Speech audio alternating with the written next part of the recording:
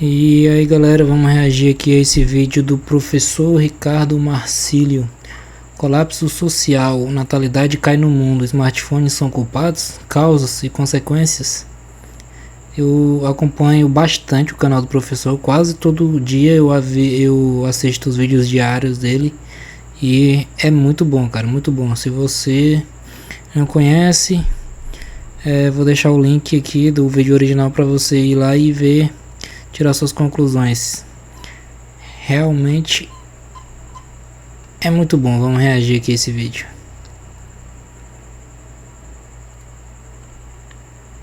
Conflitos, crises econômicas, mas eu diria que existe um que aflige a gente não só enquanto sociedade, mas enquanto humanidade. Estamos passando por uma gravíssima crise demográfica, com novos dados sendo liberados, mostrando que a discrepância entre países desenvolvidos e em desenvolvimento é cada vez menor. As quedas da taxa de natalidade vêm se acelerando, principalmente em países chamados de periféricos, e existe a gente vê que a taxa de natalidade estava acontecendo nos países desenvolvidos, mas agora também está acontecendo nos países em desenvolvimento. Demográfico. Que vilão será que é o esse, hein? Déficit, né? Se vocês querem entender um pouco mais sobre esses assuntos. E muito mais também sobre geografia, geopolítica, atualidades, política, polêmicas, enfim. Tudo para você se manter sempre bem atualizado. Já se inscreve no canal, como eu já falei aqui, eu acho que isso é uma coisa programada. Belezinha? Vou deixar para vocês um recado rapidinho aí da nossa parceiraça. Bom, galera, então bora lá pro vídeo, ó. Como eu falei para vocês na introdução, de fato, os dados sobre o futuro do crescimento demográfico, eles são extremamente preocupantes. Nós temos informações, por exemplo, que cerca de 70% dos países hoje apresentam uma taxa de fecundidade abaixo de 2,1. Para quem não sabe, né, a taxa de fecundidade ou taxa de fertilidade é o número de filhos por mulher em idade fértil. A gente fala que a taxa mínima de reposição é de 2,1. Professor, por quê? Para repor. Pai e mãe fazem chuchu. Professor, o que é chuchu? Não explicaria com mais detalhes. Tem o pai e a mãe. Né?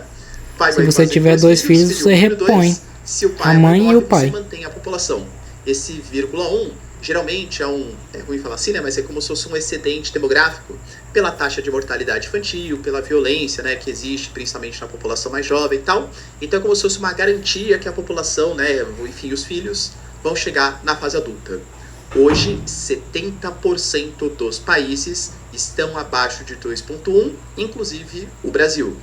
O Japão, por exemplo, que tinha previsões de ter um colapso, o Japão tá de fecundidade próximas ou na corda bamba. 2040, chegou nesses dados em 2025 para 2026. A gente tem, por exemplo, países como México, Irã, Tunísia, o próprio Brasil, com taxas de fecundidade, taxas de natalidade muito similares aos Estados Unidos, que é considerado um país desenvolvido, e geralmente a gente associava que essas taxas de natalidade eram muito mais associadas a países ricos do que exatamente a países pobres, ou pelo menos a países em desenvolvimento. O que a gente vem percebendo é que hoje os países chamados periféricos ou emergentes em desenvolvimento, eles vêm passando por mudanças demográficas, pelo envelhecimento populacional, pela queda da taxa de natalidade, mas sem passar por antes um desenvolvimento econômico. Ou seja, estão ficando com uma pirâmide etária típica de um país mais maduro, mais desenvolvido, mas sem a economia desses países. O que de fato a gente está ficando velho, né? E professor, pobre. E por que isso está acontecendo, né? Vamos lá.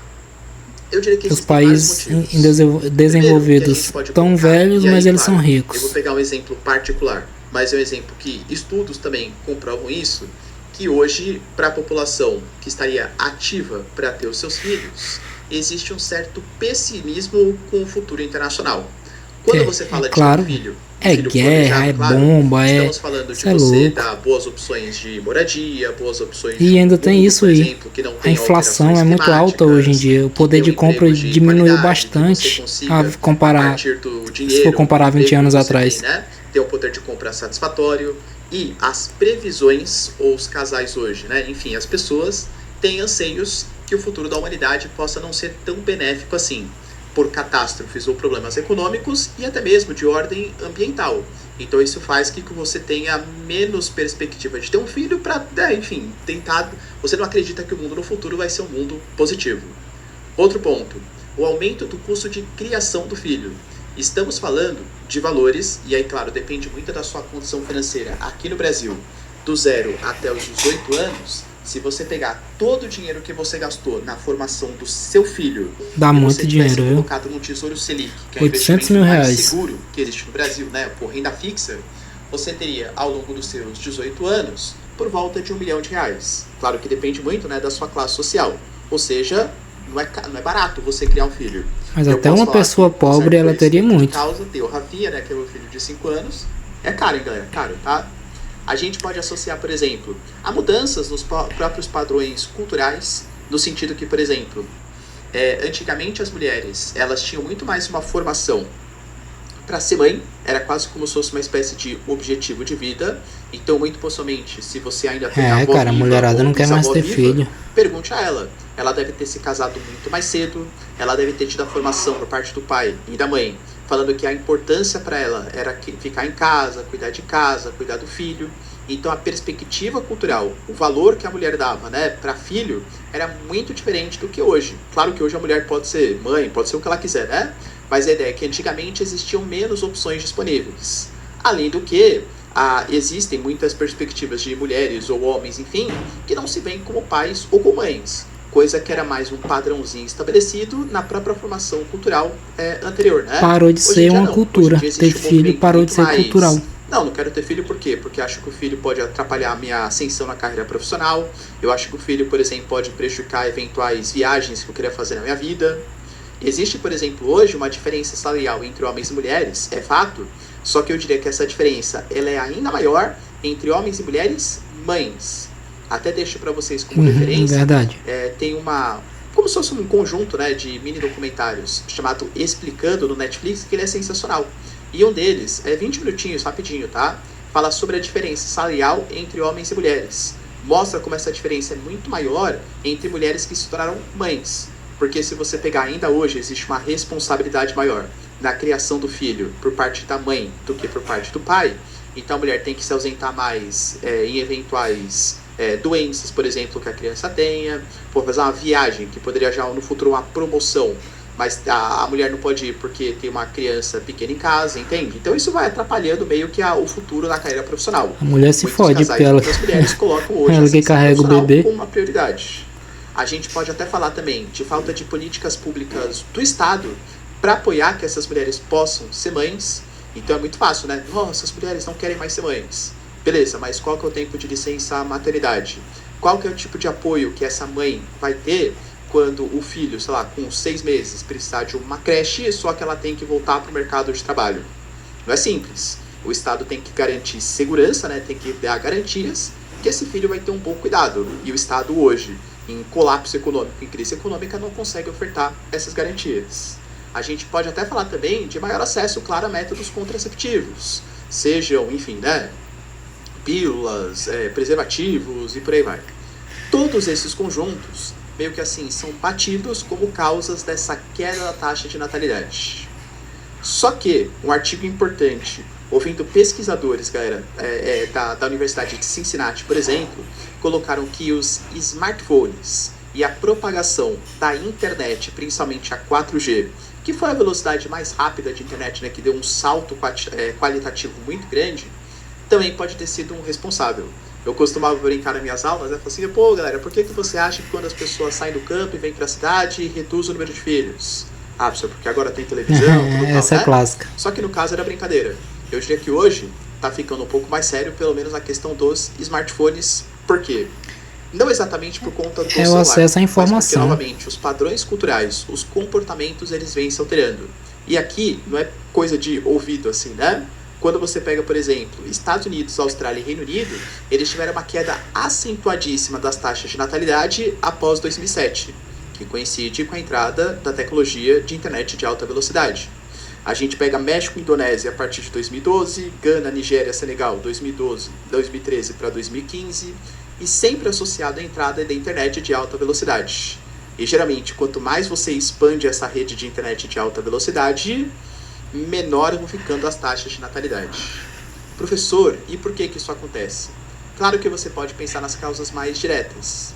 A gente pega, por exemplo, geralmente jovens ou adultos, né, que teriam predisposição de sair para se relacionar, conhecer pessoas, ter filhos, né? Sabe o que eu tô falando? Hoje ficam muito mais reclusos em casa, tem menos espaço para socialização.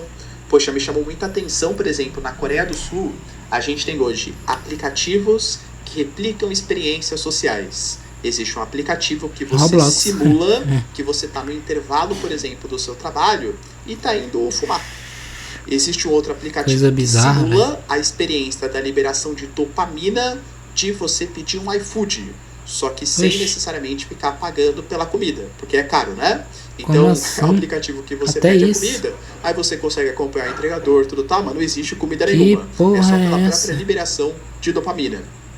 Hoje as experiências elas estão muito mais reclusas.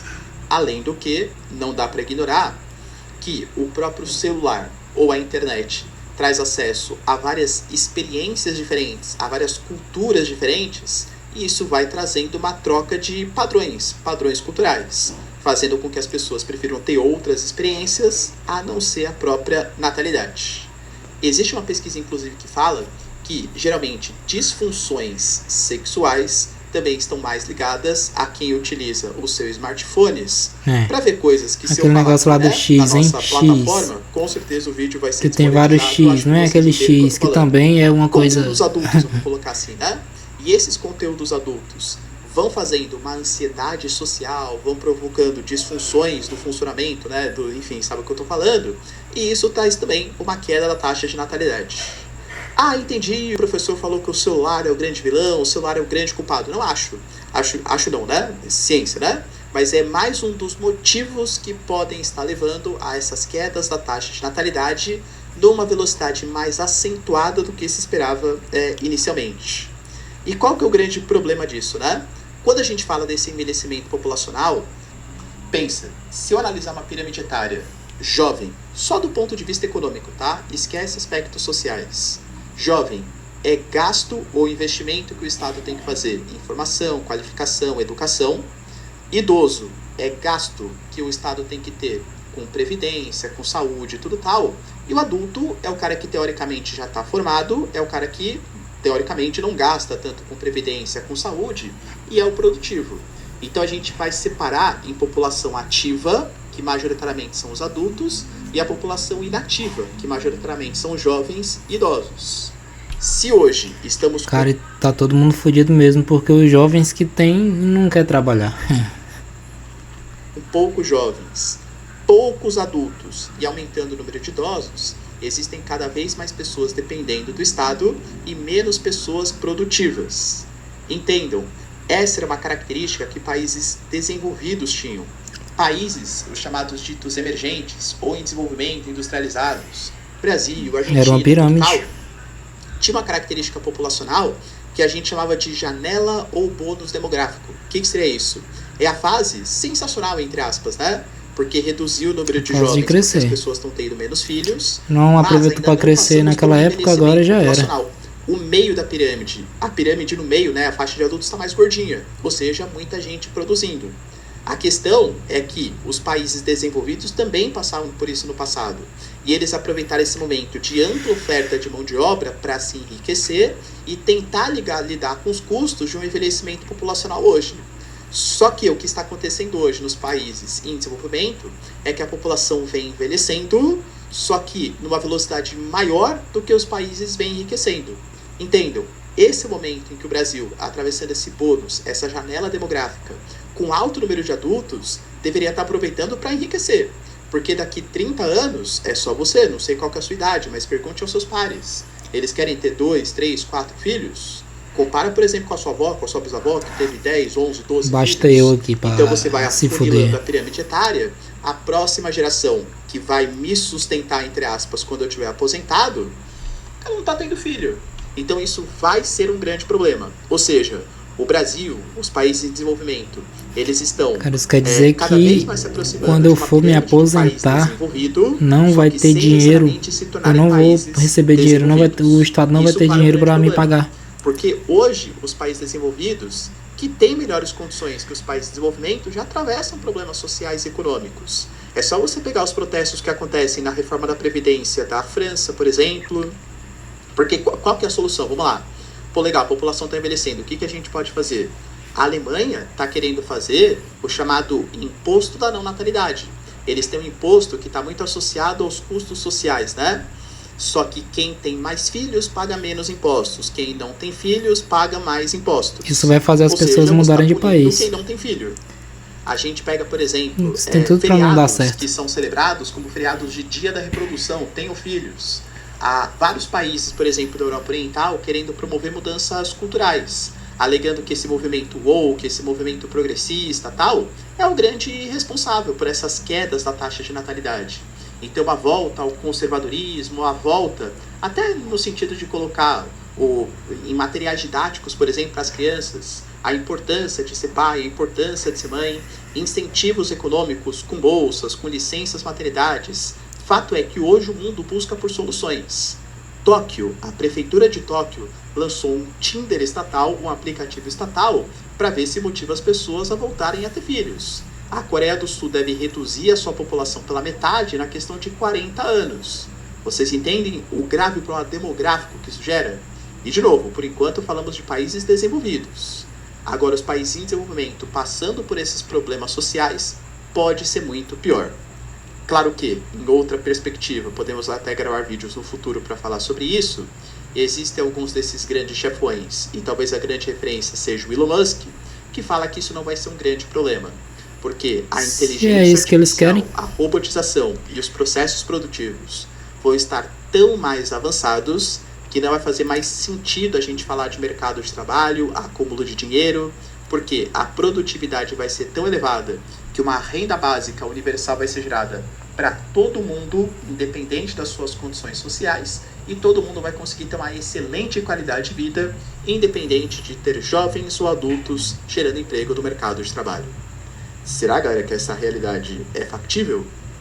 Deixa aí nos comentários, quero saber sua opinião. No mais, galera, se vocês curtiram o vídeo, tamo junto, beijos, abraços e tchau, tchau. Deixa eu curtir aqui o vídeo do professor. E aí, galera, se você gostou do vídeo, se inscreva no canal. É nóis.